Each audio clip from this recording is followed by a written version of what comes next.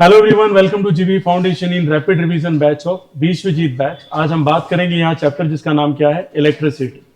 As you know very well, हमारे main batch में हमने डिस्कस किया था डियर स्टूडेंट कि इलेक्ट्रिसिटी क्या है, इलेक्ट्रिसिटी कितने टाइप की होती है, एज वेल एज हमने ये भी डिस्कस किया था पोटेंशियल डिफरेंस क्या है, उसकी फॉर्मूलेज क्या है, इसकी यूनिट क्या है।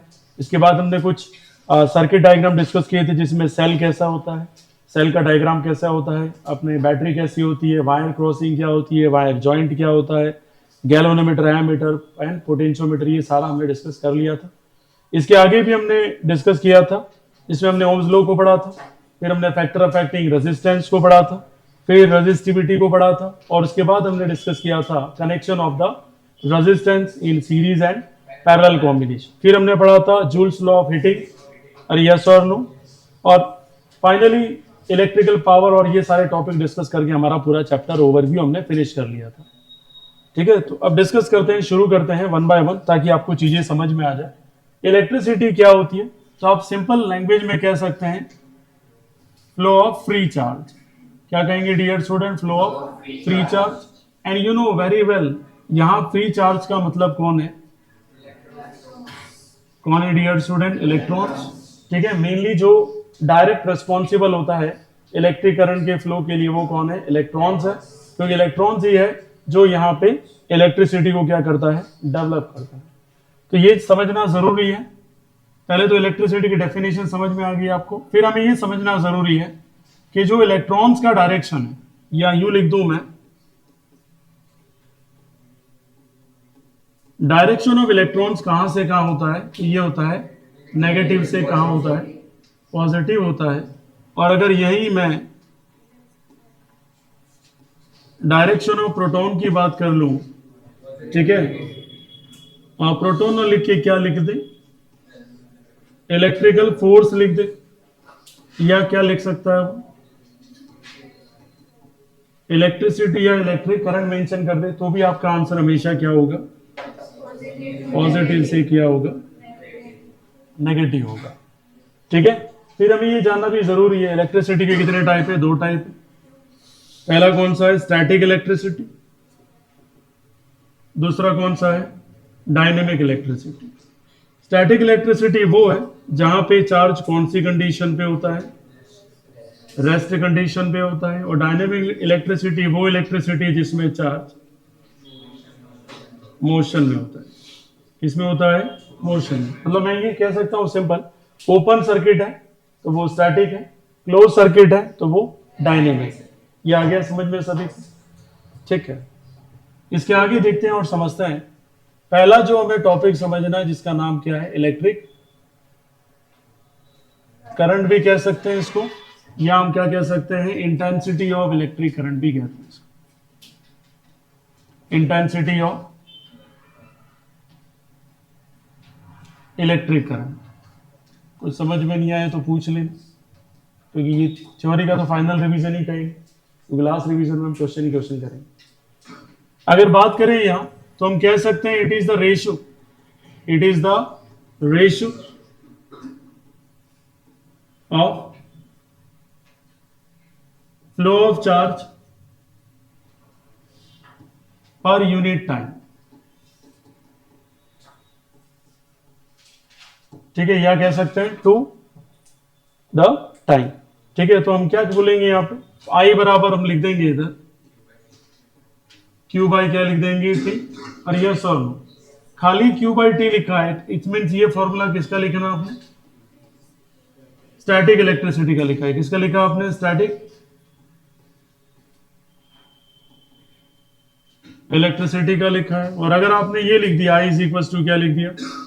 D Q by D T लिख दिया, या आपने लिख दिया delta Q by delta T. मतलब आप ये कहना चाह रहे हैं change in charges with respect to change in time. तो इसका मतलब आप बात कर रहे हैं किसकी? Dynamic electricity. किसकी बात कर रहे हैं आप? Dynamic electricity. क्योंकि अभी का जो ट्रेंड है उसके हिसाब से हमें सब चीजें जाननी बहुत जरूरी है। हम गो थ्रू नहीं कर सकते, ऊपर ऊपर चैप्टर पढ़ लिया उससे कुछ नहीं है, वैल्यू कुछ नहीं है। डेल्टा क्यू का मतलब ये है कि दो चार्ज है, मान लीजिए पहले 30 चार्ज थे और अचानक कितने हो गए? 50 और 60 हो गए। ठीक है, क्योंकि 60 तो चार्ज थे टोटल, वो रेस्ट पे थे, लेकिन 20 किस में आए, मोशन में, 30 अभी भी किस में, रेस्ट पे, और सारे के सारे मोशन में आ गए। तो 20 से कितना हो गया वैल्यू, 30, फिर 40, फिर 50, फिर कितना हुआ 60। इसका मतलब क्या हुआ, यहाँ पर चार्जेस में क्या आया, चेंजेस आए। किसमें आए, चार्जेस में चेंजेस आए। ठीक है, किसके रेस्पेक्ट में आए, टाइम के रेस्पेक्ट में आए। तो वो कौन सी इलेक्ट्रिसिटी है, डायनेमिक। और कोई चार्ज में चेंज नहीं है, पहले भी 60 थे, सभी रेस्ट पे हैं, पहले भी रेस्ट पे थे, अब भी रेस्ट पे हैं, या मोशन से भी रेस्ट पे आ गए हैं, तो भी कौन सी कहलाएगी, स्टैटिक कहलाएगी। ओके, अब यहाँ ये जानना जरूरी है हमें कि सर इसका यूनिट क्या हो। तो यूनिट याद रखिएगा, क्यू का यूनिट क्या होता है, कूलॉम, और टाइम का यूनिट क्या होता है, सेकेंड। तो इसे हम शॉर्ट में बोल सकते हैं CS इनवर्स, कूलॉम पर सेकेंड, कूलॉम पर सेकेंड। याद रखना, जो खास करके वीक स्टूडेंट है, पूरा दिमाग लगाना। और अगर इधर साइंटिफिक यूनिट की मैं बात करूं तो आप कह सकते हैं, क्या कह सकते हैं, एम्पियर। क्या आंसर होगा डियर स्टूडेंट, एम्पियर। क्योंकि एम्पियर एक साइंटिस्ट था जिन्होंने दुनिया के सामने इलेक्ट्रिसिटी का कॉन्सेप्ट डिस्कस किया, और ये सभी को इसका नॉलेज होना चाहिए। खैर, ये समझ में आ गया सभी को, किसी को कोई टाइप का डाउट हो तो पूछ लीजिए, सभी को समझ में आ गया। खैर, अगर ये समझ में आ गया है तो आगे हम डिस्कस करते हैं quantization.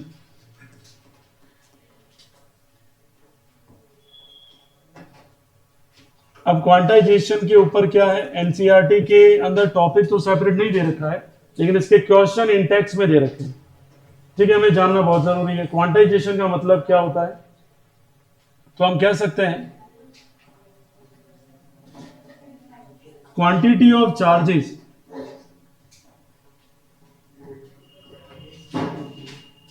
Transfer from one body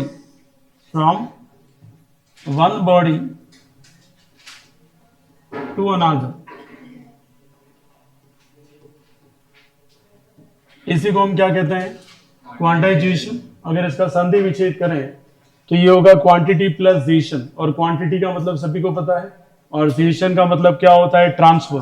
तो एक तरीके से कह सकते हैं transfer of the charges, transfer of the, उसी को हम क्या कहते हैं, क्वांटाइजेशन। अब क्वांटाइजेशन का फॉर्मूला जो होता है वो ध्यान रखने की जरूरत है। Q बराबर होता है प्लस माइनस NE, जहां Q को क्या कहते हैं, क्वांटाइजेशन, N है यहाँ पे नंबर ऑफ चार्जेस, ये नेचुरल नंबर नहीं है, ध्यान रखना, नंबर ऑफ क्या है, और E यहाँ पे may be proton and may be electron. Sir कैसे, मान लीजिए Q is equal to formula आपने प्लस NE यूज किया, मतलब यहाँ इलेक्ट्रॉन ना होके कौन है, प्रोटॉन है। कौन है डियर स्टूडेंट, और अगर Q इज इक्वल टू आपने फॉर्मूला माइनस NE यूज किया है, तो आप बात किसकी करना चाह रहे हैं। अब क्वेश्चन कैसा आता है, क्वेश्चन आपको सीधा कह देगा, एक सिस्टम है जिसमें 1 कूलम चार्ज है, कितने चार्ज है, 1 कूलम, और कह रहा है कि बताइए इसमें नंबर ऑफ चार्जेस कितने। इससे टफ क्वेश्चन आपका नहीं आता, और सीबीएसई के इंटेक्स क्वेश्चन आप देखेंगे तो उसमें समझ में आएगा कैसा क्वेश्चन दे रखा है। तो 1 कूलम का मतलब ये क्या है, ये क्वांटाइजेशन है, बता रहा है कि क्वांटाइजेशन कितने का हो रहा है, 1 कूलम, मतलब Q की वैल्यू कितनी है, किसका हो रहा है, तो क्वेश्चन में लिखा है इलेक्ट्रॉन्स का। किसका हो रहा है, electrons. And generally you know very well, होता भी किसका है, इलेक्ट्रॉन्स का होता है। किसका नहीं होता है, प्रोटॉन्स का नहीं होता है। क्यों नहीं होता है, क्योंकि वो बाउंड है, न्यूक्लियस के अंदर बैठा हुआ है, कौन, प्रोटॉन, तो वो बाहर आने वाला नहीं है, और ना ही वो इंटरेक्ट करेगा। ठीक है, इनडायरेक्ट इंटरेक्शन होगा प्रोटॉन का किसके साथ, इलेक्ट्रॉन के साथ। खैर, तो ये 1 कूलम दे दिया, आपको नंबर ऑफ चार्जेस निकालने, क्या निकालने, नंबर ऑफ चार्जेस। तो 1 कूलम में आपको चार्ज ऑफ इलेक्ट्रॉन पता हो या प्रोटॉन पता हो, तो आप 1.6 इंटू 10 की पावर क्या करेंगे, which is equal to n। अब 1 कूलम कोई दिक्कत नहीं है, लेकिन ये 1.6, इसका पॉइंट हटाएंगे तो ऊपर कितना आ जाएगा, 10, और ये ऊपर जाएगा तो 10 की पावर क्या होगा, और नीचे रह जाएगा 6। यस और नो। इसको ऐसे भी कर सकते हैं, फिर ये जो 10 की पावर 19 है उसको 10 की पावर क्या कर देते हैं, 18 कर देते हैं। तो क्या होगा, यहां से 10 की पावर ले ली तो 10 इंटू 10 कितना हो गया, 100 हो गया, और 10 की पावर उधर कितना हुआ, 18, नीचे कितना रह गया, 60। So you know very well, 4 की टेबल से 4 टाइम और ये 20 टाइम, और 4 की टेबल से ये हुआ 6.25 10 की पावर 18। तो हम कह सकते हैं कितने नंबर ऑफ चार्जेस ट्रांसफर हुए हैं। अगर कोई सिस्टम 1 कूलम का है तो हम कहेंगे sir 6.25 into 10⁻18 number of charges क्या हो गए हैं एक बॉडी से दूसरी बॉडी में क्या हो गए हैं ट्रांसफर, क्या हो गए हैं ट्रांसफर। ये आ गया समझ में? कोई डाउट है किसी को? ठीक है। रही बात आपके दिमाग में होगा सर पेपर ऐसा है, तो पेपर प्रीवियस ईयर क्वेश्चन पे ही बेस्ड है, जिसमें मैंने बेस के भी, आप जो बेसिक मैथ्स है उसके भी क्वेश्चन डाले हुए हैं, आरबीएससी के भी क्वेश्चन डाले हुए हैं, और साथ साथ में मैंने सीबीएसई स्टैंडर्ड के कुछ क्वेश्चन डाले, लेकिन ज्यादा नहीं। तो अगर आप पेपर का ट्रेंडिंग देखेंगे तो उस हिसाब से आप तैयारी करें। आपको ऐसा लग रहा होगा कि एरिया रिलेटेड टू सर्कल हमारा बहुत सपोर्ट कर जाएगा, तो आप गलत फहमी में। अगर वो राजस्थान बोर्ड है तो वो सपोर्ट करेगा पूरा पूरा, ठीक है, लेकिन सीबीएसई बोर्ड में कहीं गलती से आप नहीं सोचेगा आपको सपोर्ट मिल जाएगा। Support in the sense not कि कहीं हेल्प मिल जाएगी, सपोर्ट इन द सेंस कि आप सोच रहे हैं कि एनसीईआरटी जैसा पैटर्न आएगा, तो नहीं। ठीक है, थोड़ा सा दिमाग लगाने वाला क्वेश्चन है, क्योंकि एक ही एक्सरसाइज है और मुश्किल से 12 क्वेश्चन या 14 क्वेश्चन है उसको। ठीक है, ज्यादा क्वेश्चन है नहीं, तो आपको वर्सेटाइल क्वेश्चन करने की प्रैक्टिस करनी चाहिए, और मैं यहाँ जितने क्वेश्चन करा सकता हूँ उतना करा रहा हूँ, और इससे ज्यादा आपके पास टाइम निकाल के आपको एसजीआरईवी के क्वेश्चन करने चाहिए। ठीक है, क्योंकि उसने सीक्वेंस वाइज दे रखे हैं सारे, जितने भी सेट पूरे ऑल ओवर इंडिया में आए हैं उन सारे सेट के क्वेश्चन उसने कैटेगराइज करके आपको डिवाइड कर दिए ईयर वाइज। सबसे बड़ी हेल्प वो है मेरे हिसाब से। क्या ये क्लियर हो गया क्वांटाइजेशन? कोई डाउट किसी को? इसके आगे बढ़ते तो सबसे पहले यहां बात कर देते हैं जिसका नाम क्या है, इलेक्ट्रोस्टैटिक पोटेंशियल डिफरेंस।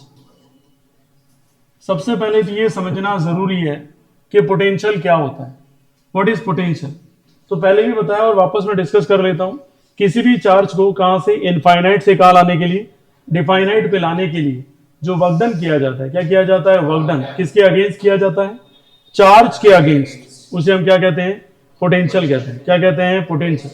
और दोनों का जो पोटेंशियल डिफरेंस होगा, उन दोनों के बीच का जो पोटेंशियल का माइनस करेंगे, सब्ट्रैक्शन करेंगे, डिफरेंस करेंगे, उसे क्या कहेंगे? पोटेंशियल डिफरेंस कहेंगे। क्या कहेंगे? Potential difference. जैसे मैंने कहा कि आप सभी को पता है कि मान लीजिए यहाँ एग्जाम्पल के लिए गर्ल ए है, ठीक है, उसको कोई लड़का बी पूरी ताकत लगाएगा उसको प्रपोज करके आराम से उसके जाल में फंसाने के लिए, यस और नो। और जैसे जाल में फंस गए उसके बाद सगाई हो जाएगी, उसके बाद शादी करके कहाँ ले जाएगा? घर पे ले जाएगी। लड़की रोएगी तो उसके पापा का घर छोड़ना पड़ रहा है जहां उसने अपने जीवन के 28 साल 25 साल जितने भी निकाले, ठीक है, फिर रोके वो घर जाएगी और उंगली किसकी बजाएगी? सामने वाले की। लेकिन रोई तो सही, यस और नो। तो यहाँ क्या हो रहा है? वर्कडन कर रहा है। कौन वर्कडन कर रहा है? लड़का कर रहा है। किसको लाने के लिए? लड़की को लाने के लिए। तो चार्ज मान लीजिए लड़के को, और दूसरा चार्ज क्या मान लीजिए? नहीं, लड़का प्रोटॉन है और वो कौन है डियर स्टूडेंट? इलेक्ट्रॉन है। कभी प्रोटॉन मूव नहीं करेगा, कौन लेके आएगा? इलेक्ट्रॉन। पर आज का जमाना अलग है, इलेक्ट्रॉन बहुत हावी है। ठीक है, तो कॉन्सेप्ट को समझने के लिए एग्जांपल ले रहा हूं, कोई अदर वे मत ले। क्या हो रहा है? एक चार्ज दूसरे चार्ज को कहां से, इनफाइनाइट से कहां ला रहा है? डिफाइनाइट ला रहा है, यस और नो। तो काम उसके अगेंस्ट ही कर रहा है, वो तो आना नहीं चाह रहा था, लेकिन अपना फोर्स लगा रहा है। क्या लगा रहा है? ठीक है, तो कौन सा फोर्स लगाएगा? अट्रैक्टिव भी लगा सकता है और रिपल्सिव भी लगा सकता है। अब मान लीजिए एक लड़का है, दूसरे लड़के को कौन सा फोर्स लगाएगा? रिपल्सिव भी लगाएगा। ऐसा था नहीं घर में ले आएगा शादी करके, वो अलग बात है, अब कुछ केस बढ़ गए। ये समझ में आया कि नहीं? ठीक है, तो यहाँ सिनेरियो समझना है हमें, कॉन्सेप्ट, उसके अलावा कोई मतलब नहीं हमारा। तो इलेक्ट्रोस्टैटिक पोटेंशियल डिफरेंस क्या कहता है? जो चेंज आएगा किसमें? पोटेंशियल में, वो किसके बराबर रहेगा? Change in work done. और चार्ज किसके हुआ है? अगेंस्ट हुआ है। वर्क डन जो हुआ है वो चार्ज के क्या हुआ है? अगेंस्ट हुआ है। तो चार्ज को हमने डिवाइड में ले लिया किसके? Work done. तो हमारे पास फॉर्मूला हो गया V बराबर W/Q। क्या फॉर्मूला हो गया? W/Q। And you know very well, यहाँ W का जो यूनिट होता है वो क्या होता है? जूल। और इसका क्या होता है? कूलम। तो हम यूनिट कहेंगे क्या होगा? जेसी इनवर्स कह सकते हैं। क्या कह सकते हैं? जेसी इनवर्स। इसके अलावा अगर हम बात करें साइंटिफिक यूनिट की, तो आप कहेंगे सर साइंटिफिक यूनिट इसकी क्या होती है? वोल्ट। क्या होती है? तो इलेक्ट्रोस्टैटिक पोटेंशियल डिफरेंस को हम क्या कह सकते हैं? वोल्टेज भी कह सकते हैं। अरे यस और नो। इसकी जो डिस्कवरी है, जिस कॉन्सेप्ट को समझाने वाले कौन थे? अलेक्जेंडर वोल्टास। जिसे आज की जो एसी वगैरह हैं टाटा की, उनके नाम किसके ऊपर रखा गया है? वोल्टास के ऊपर रखा गया है। किसके ऊपर रखा गया है?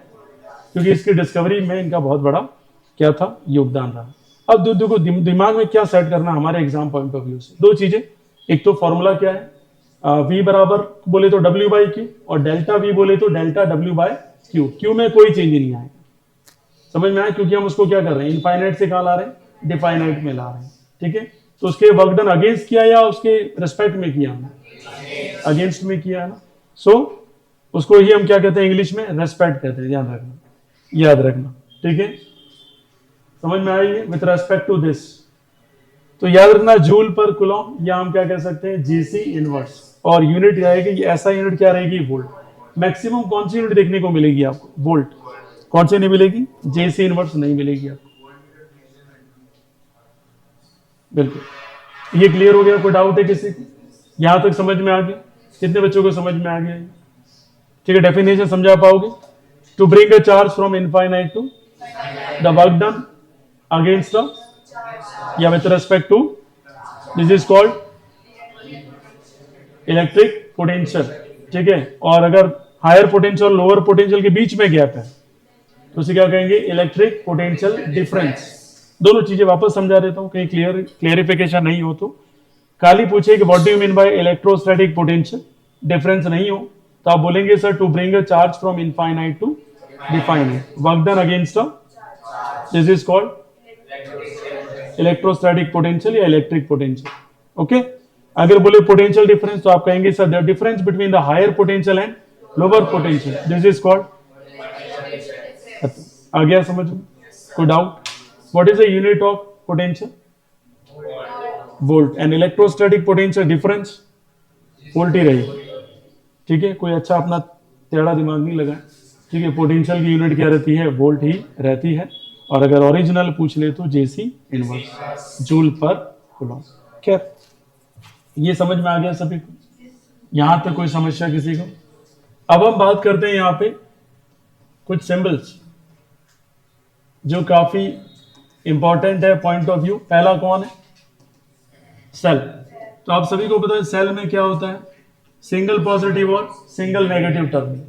तो आपको डेफिनेशन भी याद रखनी है, what do you mean by cell, यूं पूछ ले तो आपको आंसर देना है sir it is the combination of single positive terminal and single negative terminal, this is called cell. उसके अलावा अगर आपको पूछ ले बैटरी क्या है तो आपको पता है more than one cell, more than one cell, positive negative ऐसे बहुत सारे हो सकते हैं, इसे क्या कहते हैं हम, बैटरी। क्या कहते हैं, बैटरी। आ गया समझ में। फिर एमीटर, तो एमीटर का तो सिंपल सा क्या आ जाएगा, बीच में ए आ जाएगा। और ध्यान क्या रखना है कि it is a device which is used to measure the flow of current, flow of current. किसी भी सर्किट में अगर मुझे करंट का मेजरमेंट करना है तो वहां यूज किसका आएगा, एमीटर का आएगा। फिर आता है कौन हमारा, वोल्ट मीटर। कौन आता है डियर स्टूडेंट, वोल्ट मीटर। तो वोल्ट मीटर वो डिवाइस है जो किसको मेजर करेगा, वोल्टेज या पोटेंशियल डिफरेंस को मेजर करेगा, यस और नो। फिर एक्स्ट्रा अगर थोड़ा सा ध्यान रखो तो उसे क्या कह सकते हैं हम, पोटेंशियोमीटर। क्या कह सकते हैं, पोटेंशियोमीटर, ठीक है। और पोटेंशियोमीटर में हम यूज किसका करते हैं, गैल्वेनोमीटर। किसका यूज करते हैं, गैल्वेनोमीटर। जी ध्यान रखो तो ठीक है, नहीं तो कोई फर्क नहीं पड़ता। लेकिन एक्यूरेट मेजरमेंट कौन करता है, पोटेंशियोमीटर। कौन करता है, किससे ज्यादा अच्छा मेजरमेंट करेगा, वोल्टमीटर से भी अच्छा मेजरमेंट कौन करता है, पोटेंशियोमीटर। जिसमें डिवाइस कौन सी होती है, गैल्वेनोमीटर, इसलिए सिंबल कौन सा हो जाएगा, जी। फिर आता है हमारा वायर क्रॉसिंग। क्या आता है डियर स्टूडेंट, वायर। तो वायर क्रॉसिंग में आप सभी को पता है कि ऊपर से ये ध्यान रखना, ऐसा लिखा हुआ। अब आपको ये मजाक लग रहा होगा, लेकिन जब सीबीएसई में क्वेश्चन आते हैं 12th स्टैंडर्ड में, जब आप अगर फिजिक्स को ऑप्ट करते हो तो हवा टाइट कर देते हैं ये सिंबल। तो यादों को यही नहीं पता पड़ता है कि पैरेलल कनेक्शन है या सीरीज कनेक्शन है। जब मैं 2-3 क्वेश्चन इसके ऊपर बताऊंगा तो आपको समझ में आ जाएगा। फिर आता है वायर जॉइंट। तो वायर जॉइंट खासा दिमाग खराब करता है जब क्वेश्चन सॉल्व करते हैं। वायर जॉइंट का मतलब अटैच हो गए दोनों एक दूसरे से, वायर क्रॉस नहीं कर रहा है, क्या कर रहा है, ये जॉइंट बन रहा है, ध्यान रखना। जैसे नॉर्मल से एक एग्जांपल बता देता कि आपको समझ में आ जाए। जैसे मैंने ये ले लिया ऐसे ऐसे करके, ये ठीक है, ये 6 ओम 6 ओम 6 ओम, और इसको ले लेते हैं 2 ओम, ठीक है। और मैंने कहा ए और बी के बीच में क्या निकालिए, आर इक्विवेलेंट निकालिए। क्या निकालिए, आर इक्विवेलेंट। तो जिस बच्चे को यही नॉलेज नहीं है कि वायर जॉइंट क्या है, तो उसके ज्यादा पढ़ता मिलकर भी इसको सॉल्व नहीं कर पाएंगे, यस और नो, क्योंकि उसे पता ही नहीं है वायर जॉइंट का क्या इंपॉर्टेंस है। ये वायर जॉइंट है, यहाँ कहीं पे भी ये क्रॉसिंग नहीं शो की है, इसका मतलब ये क्या कहना चाह रहा है, ये 6 ओम, ये 6 ओम, ये 6 ओम, तीनों पैरेलल है और ये उससे आउटर है, क्योंकि जॉइंट यहाँ पे हुआ है, उसके बाद इसको छोड़ दो। तो क्योंकि ये ए और बी के बीच में बात चल रही है, किसके बीच में बात चल रही है, ए और बी, उसका सिंबल कैसा बनेगा, इक्विवेलेंट डायग्राम कैसा बनेगा, ये 6 6 6 और ये कितना है 2, ए और बी। अब ये डायग्राम दे दूंगा तो बच्चा अपने आप को स्मार्ट समझ लेगा और ओवर स्मार्ट समझ के बोल देगा भाई मैं तो राजा हूं, ऐसे ही सॉल्व कर दूंगा। लेकिन ऐसा डायग्राम देखते उसकी राजागिरी सारी निकल जाएगी। क्यों निकल जाएगी, क्योंकि उसको होशियारी पूरी निकालने के लिए सीबीएसई को 2 मिनट लगेगी, वो सीधा वायर जॉइंट का क्वेश्चन दे देगा। ये वायर जॉइंट होती है, आपको पता है कि तीनों कनेक्शन कैसे हो जाएंगे, पैरेलल, और एक्स्ट्रा है उसको साइड में रख दो। अब ये जो पूरा सॉल्व होने के बाद इसके साथ क्या हो जाएगा, सीरीज, कैसा हो जाएगा, सीरीज। यही ध्यान रखने की जरूरत है, बाकी सबको सब कुछ आता है, किसको नहीं आता, ठीक है, जिसको नहीं पता है वो ऐसे करेगा, ठीक है, जिसको वायर जॉइंट का नॉलेज है वो सीरियसली लेके इस क्वेश्चन को सॉल्व कर जाए। तो इजी है, 6 6 6 6 कितना हो जाएगा, 3/6 2 आ जाएगा और 2 और 2 4 आ जाएगा आंसर। ठीक है, आ गया समझ में डियर स्टूडेंट, कोई डाउट किसी को उसमें, कराएंगे भी ये तो, अभी खाली एक एग्जांपल सेट किया आपके सामने, ठीक है, ये नॉर्मल से आपको समझा दिया। उसके बाद आता है रेजिस्टेंस, 2 टाइप के होते हैं, एक फिक्स रेजिस्टेंस होता है और एक वेरिएबल होता है। जैसे मान लो ये सिंबल आ गया तो इसे क्या कहेंगे, रेजिस्टेंस। क्या कहेंगे dear student, resistance. And you know very well ये कैसा रेजिस्टेंस। लेकिन अगर रेजिस्टेंस के सिंबल के ऊपर ऐसे एरो साइन आ गया तो आप बोलेंगे ये कैसा है डियर स्टूडेंट, वेरिएबल रेजिस्टेंस। जैसे रेगुलेटर, तो रेगुलेटर जो पंखे का आता है उसमें कौन सा रेजिस्टेंस आता है, वेरिएबल। इसे तो 1 2 3 4 5 की स्पीड पे हम क्या करते हैं, रेजिस्टेंस को कम करते जाते हैं। 5 की स्पीड पर रेजिस्टेंस बहुत कम हो जाता है तो करंट दबा के फ्लो होता है, जिसकी वजह से स्पीड बढ़ जाती है। और 1 के ऊपर रेजिस्टेंस बहुत क्या हो जाता है, हाई हो जाता है, जिससे फैन की स्पीड क्या हो जाती है, कम हो जाती है। खैर ये सिंबल आप सभी को पता होगा, कोई डाउट किसी को उसमें। और कौन से सिंबल रह गए, हाँ, ओपन स्विच का जो सिंबल होता है ये ओपन स्विच हो गया। कैसा स्विच हो गया, ये ओपन स्विच, मतलब हमने कोई भी डॉट बीच में नहीं किया, ये स्विच हो गया हमारा ओपन स्विच। और अगर हम यहां ऐसे करके कर दें, डॉट कर दें, तो ये क्या हो जाएगा, इसके अलग अलग सिंबल भी है ना, कहीं क्लोज स्विंग का ये ऐसे भी आएगा, 2 डबल डॉट ऐसे करके, और ओपन का ऐसा भी आता है, ठीक है, ये ओपन का हो गया, ओपन स्विच का सिंबल हो गया। और बल्ब का ऐसे आता है, जैसे लड़कियों के बालों में गुच्छा डाल दिया वैसे, ये सॉरी, ये किसका सिंबल आ गया, बल्ब। और कुछ रह गया क्या, हो गए सभी, ठीक है। तो सिंबल सारे हमने कवर कर लिए। उसके बाद हमारा टॉपिक आता है ओम्स लॉ, ठीक है, ये क्लियर हो गया सभी को।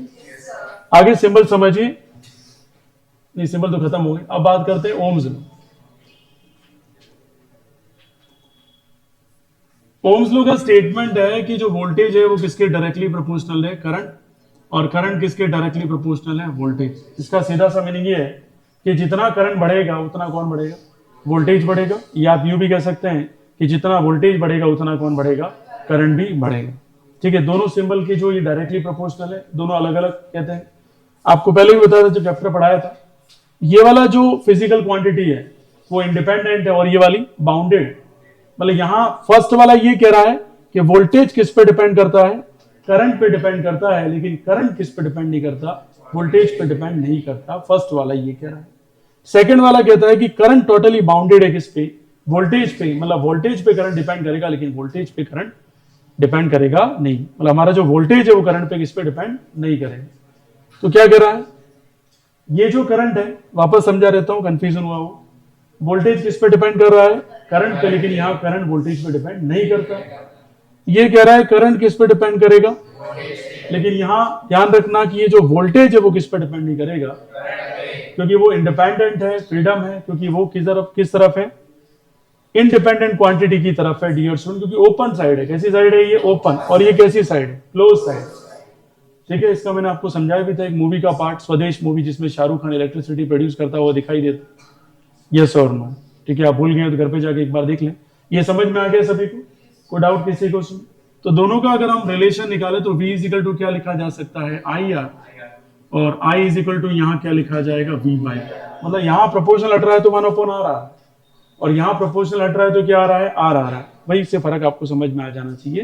नहीं तो अगर दोनों सेम होते तो प्रोपोर्शनल हटती, दोनों तरफ क्या लिखता मैं, R, लेकिन ऐसा हम कर सकते नहीं, ठीक है। एक में रेसिप्रोकल रेजिस्टेंस कांस्टेंट की फॉर्म में आता है, एक में डायरेक्टली प्रोपोर्शनल की फॉर्म में रेजिस्टेंस एग्जिस्ट करता है। ये क्लियर हो गया सभी को? फॉर्मूले क्या याद रखेंगे? एक तो V इज इक्वल टू पहला formula I is equal to दूसरा फॉर्मूला, और R is equal to formula क्या हो जाएगा? बस ये तीनों फॉर्मूले आपकी मुंह जबानी होनी चाहिए। इसी को क्या कहते हैं? Ohm's law. क्या कहते हैं? समझ में आई बात? तो ओम्स लॉ का स्टेटमेंट सभी को याद होना चाहिए कि voltage is directly proportional to current, या और करके आप क्या लिखोगे? Current is directly proportional to voltage. This statement is Ohm's law. दूसरा हमें क्या ध्यान रखना है? इनका ग्राफ हमेशा पूछा गया है। ग्राफ आई और बी के बीच में रिलेशन, इसके बीच में रिलेशन। अगर ग्राफ कैसा आया है? ओरिजिन से स्ट्रेट लाइन आया है। कैसा लाइन आया? Straight line. याद रखना ये किसको फॉलो करता है? ओम्स लॉ को ओबे करता है। ठीक है, क्योंकि कई बार मैंने ये भी देखे वो क्वेश्चन है कि 4 ऑप्शन दे रखे और बोला कि which one of the following is a graph of Ohm's law, या ऐसा कौन सा ग्राफ है इन चारों में से जो ओम्स लॉ को ओबे करता है। तो जिस बच्चे को नॉलेज है कि जो रिलेशनशिप आएगी इनमें वो कैसी आएगी? स्ट्रेट लाइन आएगी ओरिजिनल। अगर ऐसा ग्राफ दे रखा है, मान लीजिए ऐसा है, ऐसे करके फिर स्ट्रेट ऐसे आ रहा है, तो ये ओम्स लॉ को फॉलो नहीं करेगा। मतलब एक तरीके से कैसे है कि ये डिवाइस कौन सी है? तो आप कहेंगे नॉन ओमिक डिवाइस। कौन सी डिवाइस है ये? नॉन ओमिक डिवाइस है। और ये कैसी डिवाइस है? तो नाम से कुछ पता चल रहा है कि जो ओम्स लॉ को फॉलो करे ऐसे डिवाइस को हम क्या कहते हैं? Ohmic device. और जो ओम्स लॉ को फॉलो नहीं करे नॉन ओमिक डिवाइस। जैसे एसी है, ये बोर्ड है वगैरह, ये सारे तो ओम्स लॉ को फॉलो करने वाली डिवाइस है। लेकिन आपकी स्मार्ट वॉच है, मोबाइल है, ये ओम्स लॉ को फॉलो नहीं करती है, क्योंकि ये सब सेमीकंडक्टर डिवाइस है। कैसी डिवाइस है? ये आ गया समझ में सभी को? डाउट किसी को? कितने बच्चों को समझ में आ गया? एक बात एडिशनली जरूरी है, यहां पे हमेशा ध्यान रखना, ये स्टेटमेंट लिखा होना चाहिए, टेम्परेचर क्या होना चाहिए? कांस्टेंट। क्या होना चाहिए? कांस्टेंट। और अगर ऐसी बात नहीं है तो फिर यहां गड़बड़ हो जाएगी, फिर ऑब्जेक्शन लग जाएंगे इस क्वेश्चन के ऊपर और इस ग्राफ के ऊपर भी। टेम्परेचर कांस्टेंट होना चाहिए, तभी रिलेशन कौन सी ओबे होगी? Ohm's law. कौन सी ओबे होगी? Ohm's law. ये समझ में आ गया सभी को? डाउट किसी को? कितने बच्चों को समझ में? आगे बढ़े क्या? ठीक है, तो अब पहला फैक्टर समझते हैं, आर कौन है? आर कौन है? रेजिस्टेंस। कौन है डियर स्टूडेंट? रेजिस्टेंस। नाम से पता पड़ रहा है, जीवन में कुछ भी हो जाए, खराब से खराब कंडीशन हो जाए, अगर किसी के लाइफ में रेजिस्टेंस है तो उसे कोई भी हरा नहीं सकता। जिसे हम नॉर्मल भाषा में क्या कहते हैं? पैशंस। क्या कहते हैं? पैशंस। उसी को क्या कहती है साइंस? रेजिस्टेंस। क्या कहती है? ठीक है, हमेशा कहा जाता है कि जिसके पास धैर्य है, जिसके पास पैशंस है, उसे कोई भी हरा नहीं सकता है। ठीक है, जिसके पास ये नहीं है उसे कोई भी हरा सकता है। तो रेजिस्टेंस क्या करता है हमारे सर्किट में? क्या करता है?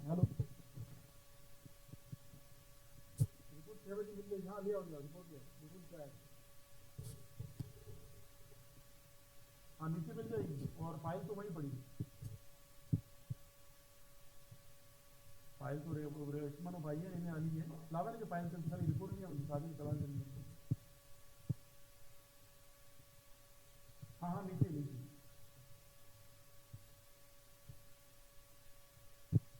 नहीं, वही नीचे मिलेगी रिपोर्ट जो है ना वो।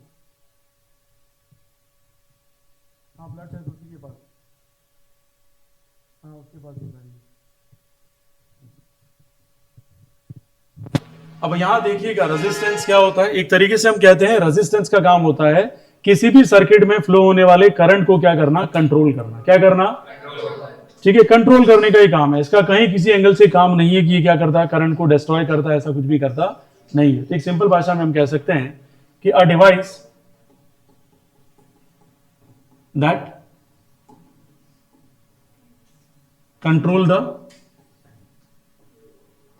Flow of current, flow of current. अब फ्लो की जगह हो सकता है कंट्रोल की जगह दूसरा वर्ड क्या यूज कर ले?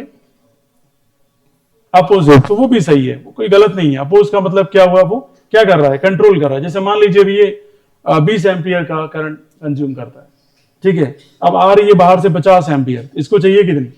20 एम्पियर। इसके सर्किट में क्या लगाएंगे? रेजिस्टेंस। क्या लगाएंगे? ताकि उनको जितनी करंट चाहिए उतनी अंदर जा पाएगी, बाकी सबको क्या कर लेगा? ये कंट्रोल। क्या कर लेगा? कंट्रोल। इसलिए हम डिवाइस कौन सी यूज करते हैं? रेजिस्टेंस। अरे यस और नो? कितने बच्चों को समझ में आया? तो रेजिस्टेंस क्या है? एक डिवाइस है जो क्या करती है? कंट्रोल। इसको कंट्रोल करती है? Flow of current. Flow of current किसमें, कंडक्टर में, स्पेशली किसमें, कंडक्टर में। सेमी कंडक्टर में भी होता है, लेकिन फिलहाल हमारा सिलेबस किसमें जा रहा है, खाली कंडक्टर में। खैर इसकी यूनिट की बात करें तो साइंटिस्ट कौन थे, ठीक है, ओम थे, और उन्हीं के नाम पे इनकी साइंटिफिक यूनिट क्या पड़ी, ओम। तो रेजिस्टेंस की यूनिट क्या है, ओम है। और इसके अलावा कोई पूछ ले कि इसकी और क्या यूनिट है, तो आप सभी को पता है V/I होता है, तो आप बना लीजिएगा वोल्ट पर क्या हो जाएगा, एम्पियर। तो ये भी इसकी यूनिट है, वोल्ट पर एम्पियर भी किसकी यूनिट हो जाएगी, रेजिस्टेंस की है, कोई इशू नहीं है। ये आ गया समझ में सभी को, कोई डाउट है किसी को उसमें। अब बात करते हैं किस किस फैक्टर पे रेजिस्टेंस डिपेंड करता है। तो यहां कुल मिला के वैसे तो 4 फैक्टर, आपके सिलेबस में 2 ही फैक्टर है। पहला कौन सा फैक्टर है, दूसरा कौन सा फैक्टर है, बस ये आपके सिलेबस में। वैसे टेम्परेचर भी है, नेचर ऑफ मटेरियल भी है, और यस और नो। तो हम बात करते हैं रेजिस्टेंस किस पे डिपेंड करता है, लेंथ। किस पे डिपेंड करता है, लेंथ। तो ध्यान रखिएगा, अगर लेंथ बढ़ती है तो रेजिस्टेंस भी क्या हो जाएगा, और अगर लेंथ कम होती है तो रेजिस्टेंस भी क्या हो जाएगा, कम। और अगर एरिया बढ़ेगा और एरिया कम होगा, इसमें कोई समस्या तो बताइए किसी को, कितने बच्चों को समझ में आ गया, श्योर आ गया, ये चला गया, ठीक है। तो याद रखना, और जैसे ही प्रोपोर्शनल हटता है, आप सभी को पता है कि प्रोपोर्शनल हटते ही कांस्टेंट आता है जिसका नाम है रो, और रो तो सिंबल को बोलते हैं, लेकिन इसका नाम रेजिस्टिविटी है। क्या है, रेजिस्टिविटी, और रो एल अपॉन क्या आ जाएगा, ए। और यस और कितने बच्चों को समझ में आ गया, कोई डाउट किसी को। अब क्वेश्चन कैसे आते हैं, क्वेश्चन ऐसे ही आएंगे जैसे आने वाले, यस और नो, ठीक है। अब आप समझ लेना, यहाँ आर इज इक्वल टू क्या दे रखा है, रो एल अपॉन ए। वो कहेगा लेंथ क्या कर दो, डबल कर दो, तो लेंथ को डबल कर दिया। फिर कहेगा वो एरिया को क्या कर दो, हाफ कर दो। तो नया रेजिस्टेंस पुराने रेजिस्टेंस के कंपेयर में कितना टाइम बढ़ा। तो जिस बच्चों को नॉलेज है कि यहाँ रो का तो क्या रहेगा, रो, ये कितना होगा 12, ये कितना होगा A/, तो ये हो जाएगा 4R। कितना हो जाएगा, 4R। ये कैसे कर दिया सर, आप तो गपली कर रहे हैं। ये 2 और ये 2 दोनों मल्टीप्लाई होकर आगे 4 आ जाएगा। और रो L/A को हम क्या बोलते हैं, ये रखना आना चाहिए सभी। तो वो कह देगा कि जो नया रेजिस्टेंस है वो पुराने का कितना टाइम है, 4 टाइम्स। कितना टाइम है, 4 टाइम। तो मैं पैटर्न भी समझाता जा रहा हूं कि क्वेश्चन कैसे आ सकता है। एक क्वेश्चन जो काफी प्यारा क्वेश्चन है सीबीएसई के लिए, स्ट्रेच, क्या वर्ड यूज करता है, स्ट्रेच। वो कहेगा कि एक वायर को हमने स्ट्रेच किया, उसकी जो एल थी वो 3L कर दिया हमने, तो लेंथ उसको क्या कर दिया हमने, 3 टाइम्स। बताइए नया रेजिस्टेंस क्या होगा। तो क्वेश्चन में वर्ड क्या यूज कर लिया गया dear student, stretch word use किया। स्ट्रेच वर्ड यूज किया है, तो स्ट्रेच वर्ड में यहां पे क्या समझना जरूरी है वो देखिए एक बार। हाँ बोला उन्होंने 6 बजे मिल जाएगी रिपोर्ट, नीचे नीचे उधर साइड में एक ऑफिस है, वहां अंदर देखिए, वहां भी कह रहा हूँ, वो जो ऑफिस है के साइड में जहाँ वो ब्लड लेता है उसके साइड में भी ऑफिस है, जहाँ ये सारा लेबोरेटरी चलता है, उसमें जाके बोलना साजन कलाम की रिपोर्ट दी है।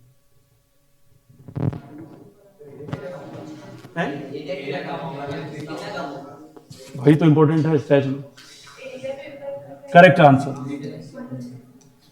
जब भी ये स्ट्रेच वर्ड आए तो याद रखना, स्ट्रेच वर्ड ये कह रहा है कि आप किसी को क्या कर रहे हो, वायर को खींच रहे। आपको लेंथ 3L कह दी तो याद रखना एरिया कितना हो जाएगा, A/3। कितना हो जाएगा, A/3। जितना लेंथ में चेंज आएगा उतना ही किसमें चेंज आएगा, एरिया में।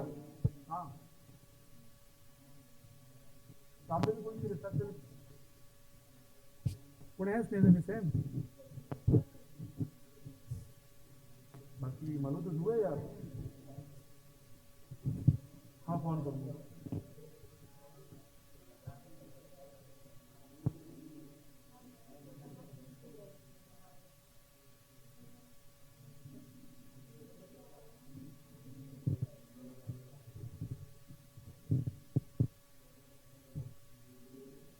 हाँ भाई हॉस्पिटल में, अरे पण मुझे ब्लड रिपोर्ट लेवी पण है कि जैसे ब्लड हो कौन है, अरे हमारे भाई की लेसे डूबी है, फोन करो ना आप, ठीक है भाई।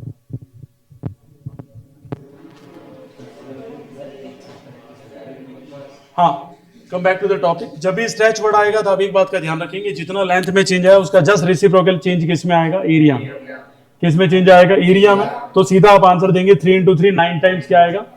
जो नया रेजिस्टेंस होगा वो पुराने रेजिस्टेंस का क्या आएगा? चेंज लेके आएगा। क्या यहां तक बात समझ में आ गई सभी को? कोई ऐसा जिसको नहीं समझ में आई या मन में रख के बैठा हो? आर बराबर फॉर्मूला क्या है? रो एल बाय ए। अरे यस और नो? तो जैसे ये फॉर्मूला हम यूज करते हैं, क्योंकि वो तो यही कहेगा कि ये है रेजिस्टेंस, इसका नया रेजिस्टेंस क्या होगा, हर बार यही क्वेश्चन रहेगा।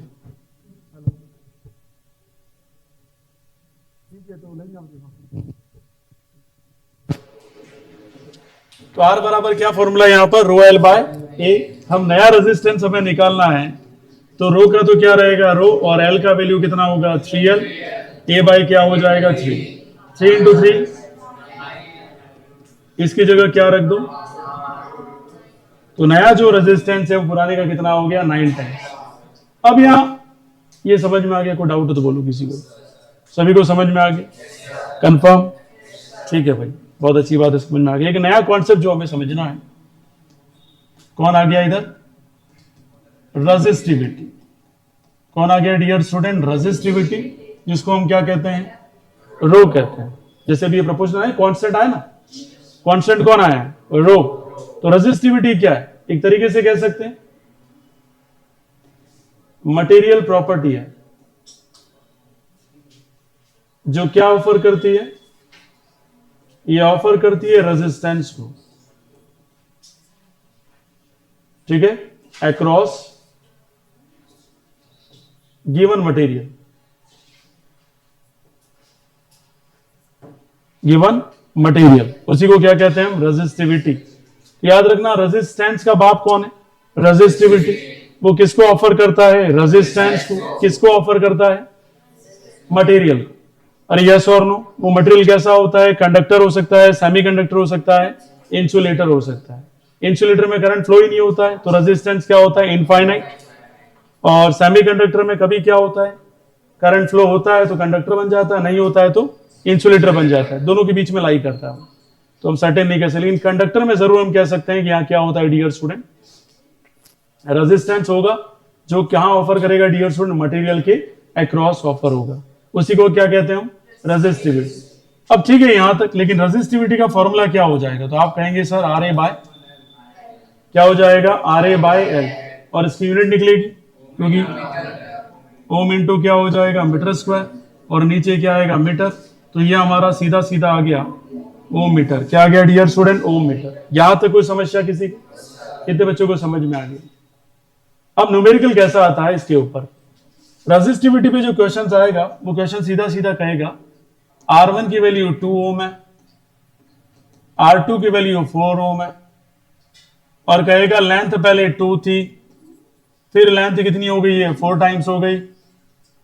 एरिया में भी क्या आ गए? चेंजेस आ गए। बोलेगा बताइए अगर मटेरियल सेम है तो रेजिस्टिविटी का रेशियो क्या रहेगा? तो इनसे कोई मतलब नहीं है, क्योंकि इन किसी पे भी कौन नहीं डिपेंड करता? रेजिस्टिविटी डिपेंड नहीं करती। रेजिस्टिविटी किस पे डिपेंड करती है dear student? Nature of material. Nature of material. जब तक आपको नेचर ऑफ मटेरियल अलग अलग नहीं है तब तक आप कभी भी रो में कोई चेंजेस ला सकते नहीं है। सीधा कहेंगे सर इसका आंसर रहेगा 1:1। और बहुत सारे धुरंधर अपने आप को स्मार्ट समझते हैं, पर उनकी पूरी स्मार्ट गिरी सीबीएसई निकाल देती है, क्योंकि इतना बड़ा क्वेश्चन बनाएगी वो। एक्स ये है, वाई ये है, वाई में ये चेंजेस आ गए, ये चेंजेस आ गए, एरिया एरिया सब अच्छी खासी वैल्यू देगा। आधे से ऊपर बच्चे देखते ही छोड़ देंगे, भाई ये क्या है भाई, ऐसा क्वेश्चन हमने कभी कराया ही नहीं सर ने। तो ध्यान रखना, मैंने पहले ही कहा है कि रेजिस्टिविटी किस पे डिपेंड नहीं करता? रेजिस्टेंस पे डिपेंड, क्योंकि वो खुद पैदा करता है उसको। और मैंने पहले कहा जो खुद पैदा कर रहा है, खुद ऑफर करता है, वो किसी पे डिपेंड रहता नहीं है। दूसरा इंपॉर्टेंट, ना तो लेंथ पे डिपेंड करेगा ना एरिया पे डिपेंड करेगा। किस पे डिपेंड करेगा? Nature of material. जैसे पहले मैंने कहा कि कॉपर है और दूसरा कौन है? आयरन है, तो आप डेफिनेटली कह सकते हो कि हाँ रेजिस्टिविटी चेंज है भाई। अरे यस और नो?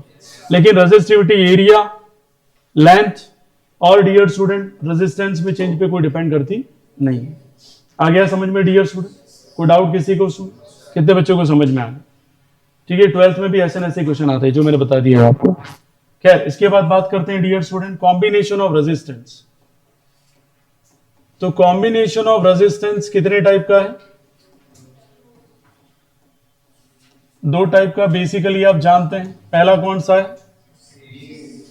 सीरीज है। और दूसरा कौन सा है आपका? पैरेलल है। तो सीरीज और अगर पैरेलल की बात करें तो आप यहां ये कहेंगे कि sir R equivalent is equal to क्या फॉर्मूला होता है? पर ध्यान देने वाली बात यह है कि यहां आई क्या रहता है? आई कांस्टेंट का मतलब यहां करंट कांस्टेंट होगा। और V कैसा रहेगा? तो वेरिएबल क्या रहेगा? वोल्टेज। क्या रहेगा? वोल्टेज। यहां तक कोई समस्या किसी को? डेरिवेशन कैसे करते हैं? तो जो वेरिएबल है उससे शुरू करेंगे डेरिवेशन। जैसे V equivalent is equal to V1 plus V2 plus V3, और ओम्स लॉ की हेल्प से ये आ जाएगा V is equal to IR, R equivalent, IR1, IR2, IR। अब समस्या ही दिमाग में पैदा होती है जिन्होंने प्रैक्टिस नहीं की, सर ये आई लगातार कांस्टेंट कैसे? तो पहली कहा ऊपर में कि सीरीज कॉम्बिनेशन में क्या होता है? आई कांस्टेंट होता है और कनेक्शन ऐसे ऐसे होते हैं। ये कौन है हमारा? R1, R2, R3। यहां पे भी करंट आई रहेगी। कौन चेंज रहेगा? वोल्टेज। तो हम कह देंगे इधर आई से ये पूरे के पूरे क्या हो गए? कैंसिल। तो ये हमारा हो गया R1 plus R2 plus R3। ये कौन सा आ गया? सीरीज आ गया। पैरेलल की अगर हम बात करें तो पैरेलल में क्या रहेगा? आप कहेंगे सर वोल्टेज जो होता है वो कैसा होता है? वेरिएबल होता है, लेकिन आई यहां पे क्या होती है? डिफरेंट। कांस्टेंट। वोल्टेज कैसा होता है? कांस्टेंट होता है। और यहां पे आई क्या रहती है डियर स्टूडेंट? डिफरेंट, जिसे हम क्या कह सकते हैं? वेरिएबल। यस और नो? ठीक है, आगे देखिएगा इधर। अगर हम सर्किट को सॉल्व करें तो ये सर्किट में जो कनेक्शन रहेगा वो कैसा रहेगा? तो यहां कह सकते हैं ये R1 है, ये R2 है, ये R3 है, ये नोड A है और ये नोड B है। तो आप सीधा ही कहेंगे कि सर चेंज कौन है? Sir I। तो I बराबर क्या लिखेंगे? I1 plus. तो याद रखना ये डेरिवेशन शुरुआत करने का तरीका ये है कि कौन कांस्टेंट नहीं है उसी से डेरिवेशन शुरू होगा। यहाँ कांस्टेंट कौन नहीं था? वोल्टेज नहीं था। यहाँ कांस्टेंट कौन नहीं है? करंट नहीं है। तो ओम्स लॉ यूज करो। आई बराबर क्या फॉर्मूला होगा? V upon R equivalent, V upon R1, V upon R2 और V अपॉन R3। V क्यों लिखा है? क्योंकि V क्या है? तो ये सारे V से क्या हो जाएंगे? कैंसिल। तो 1 upon R equivalent is equal to 1 upon R1 plus 1 upon R2, 1 upon R। वैसे आप सभी को आता होगा, लेकिन ये एक भी से तीन भी कैंसिल नहीं है, कॉमन लेके आप कैंसिल करेंगे। इधर भी आप आई कॉमन लेके कैंसिल कर देंगे। समझ में आ गया? इधर जो वीक स्टूडेंट है वो एक से तीन बार कैंसिल कर देंगे, कहीं पे भी कैंसिल कर सकते हैं आप। ठीक है, ऐसा कैंसिल होता नहीं। आ गया समझ में सभी को? तो फाइनल एक्सप्रेशन आ गया 1 upon R equivalent is equal to 1 upon R1 plus 1 upon R2 plus 1 upon. तो जैसे जैसे सर्किट आएंगे वैसे वैसे आप अप्लाई करते जाएंगे और आपको समझ में भी आता जाएगा। खैर, इसके आगे बात कर लें। ये रेजिस्टेंस का कॉम्बिनेशन हो गया। अब आता है जूल्स लॉ ऑफ हीटिंग। तो जूल्स लॉ ऑफ हीटिंग क्या कहता है? सिंपल भाषा में समझा देता हूं। पहले तो हम रेजिस्टेंस को कैसा रखेंगे? तो ध्यान रखना, रेजिस्टेंस कैसा होगा? हाई। हाई रेजिस्टेंस होगा तो मुझे बताओ किसके बीच में फाइट होगी? करंट और रेजिस्टेंस के बीच में जो फाइट होती है उसको ये साइंस क्या कहती है? Work done. क्या कहती है dear student? Work done. When the resistance is very high of any material, then there will be a work done between I and R। और वर्क डन किसकी वजह से होगा? फ्रिक्शन होगा। और फ्रिक्शन की वजह से क्या पैदा होगी? क्या पैदा होगी? हीट। और इसी को क्या कहते हैं? Heating effect. क्या कहते हैं डियर स्टूडेंट? Heating effect. बात समझ में आ गई डियर स्टूडेंट? और ये हाई रेजिस्टेंस क्या पैदा करता है? हिंड्रेंस पैदा कर देता है, या कह सकते हैं डिफिकल्टी पैदा कर देता है। ठीक है, डिफिकल्टी किस में पैदा कर देता है? Flow of current. Flow of current. तो हिंड्रेंस वर्ड यूज किया जाता है, टफ वर्ड, सीबीएसई अपने क्वेश्चन में यूज करती है। तो आपको हिंड्रेंस समझती पता होना चाहिए कि हाँ रेजिस्टेंस कैसा रखा हुआ है? हाई। कैसा रखा हुआ है? हाई। तो हाई रेजिस्टेंस का आपका दिमाग में सेट होना चाहिए कि हिंड्रेंस का है, इसका मतलब बात किसकी चल रही है? Heating effect. किसकी बात चल रही है? Heating effect. ऑब्स्टेकल भी यूज कर सकते हैं, या क्या कह सकता है? Difficulty in the flow of current. तो क्या होगा, करंट फ्लो नहीं होगा, तो रेजिस्टेंस को रोकेगा, रोकेगा कि दोनों के बीच में क्या होना शुरू हो जाएगा, वर्क डन। क्या शुरू हो जाएगा, वर्क डन, फ्रिक्शन ही कहते हैं उसको, ठीक है, वर्क डन। और ये किस में कन्वर्ट हो जाएगा, in the form of heat. तो वर्क डन हमारा किस में कन्वर्ट हो गया, हीट में। तो मतलब मैं कह सकता हूं W जो मेरा था वो क्या बन गया है, क्या बन गया है, H। तो हीटिंग इफेक्ट की यूनिट कोई पूछ ले तो क्या रहेगी, जूल ही रहेगी, क्योंकि वर्क डन की यूनिट भी आप 9th क्लास से क्या पढ़ते आ रहे हैं, जूल ही आ रहे हैं। फिर आपको अगर कोई अतरंगी यूनिट याद आ जाए तो आप लिख देना सतरंगी में, यस और नो, वो आप पे डिपेंड है, क्योंकि आप बड़े इंटेलिजेंट लोग हैं। तो W बराबर क्या हो जाएगा, H। अब जिसको बेसिक पता है कि मैंने पढ़ाया था V बराबर क्या होता है, वो तो जानता है कि यहां इधर क्या लिखेंगे, W इज इक्वल टू क्या हो जाएगा इधर, अरे यस और नो, ओम्स लॉ यूज करें, अगर हम ओम्स लॉ क्यों यूज करें, अपन तो ये यूज कर लेते हैं। I बराबर फॉर्मूला क्या होता है, Q बाई टी, तो इधर आ जाएगा V आई टी, ठीक है। W बराबर पहला फॉर्मूला क्या हो गया, V आई टी, और वर्क डन हमारा किसमें कन्वर्ट हुआ है, तो इधर ही हम क्या लिख देंगे, H बराबर V I T, V for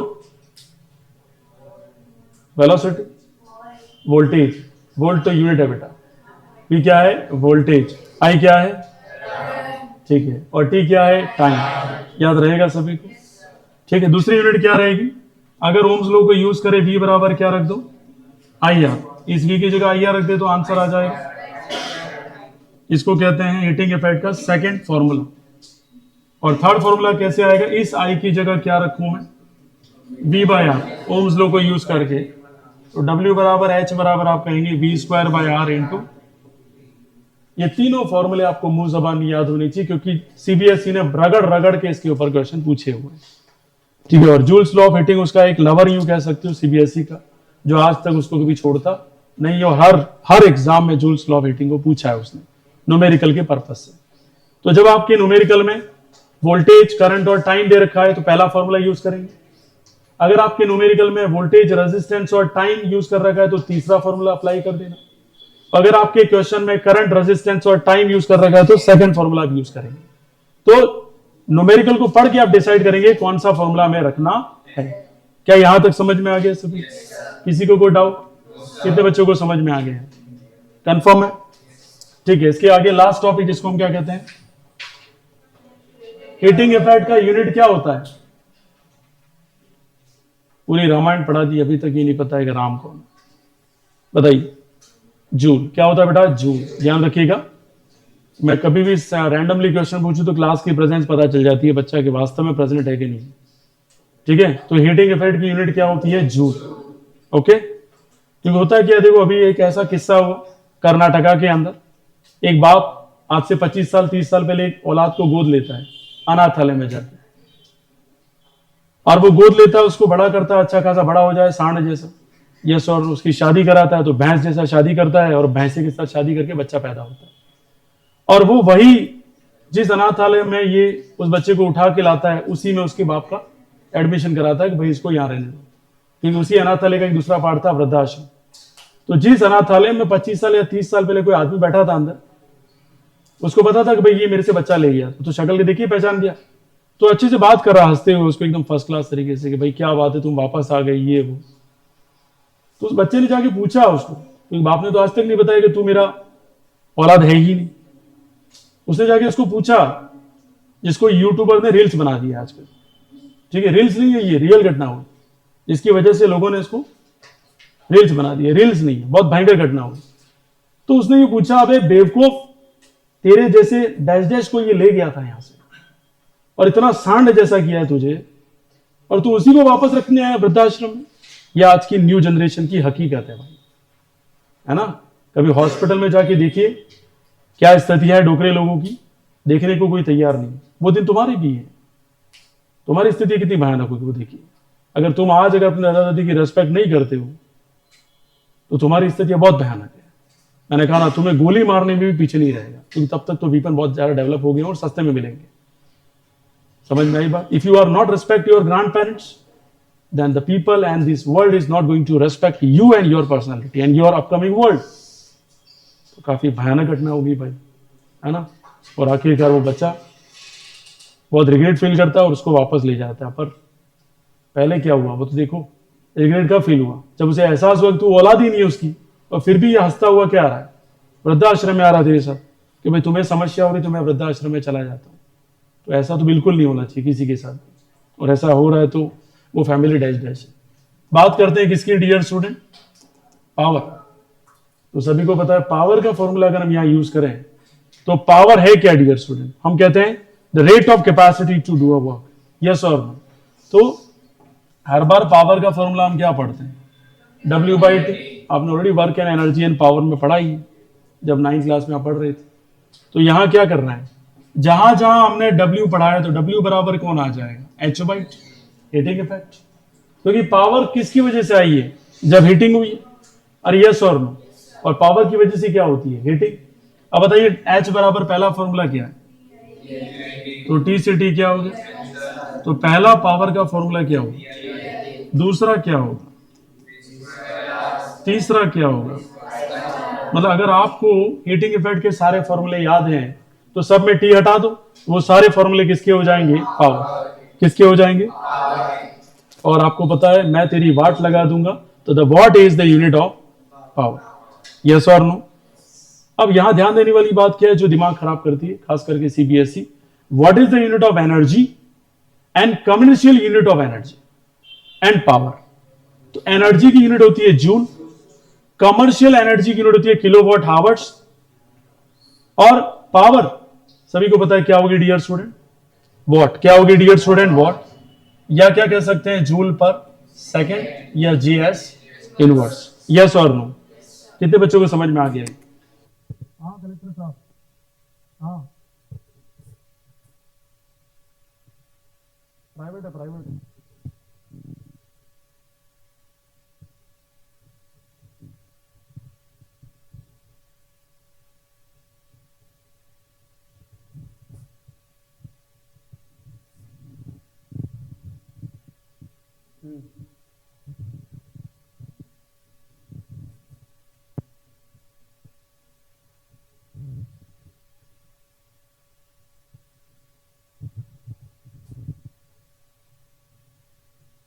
state board वाला कर दो, स्टेट बोर्ड।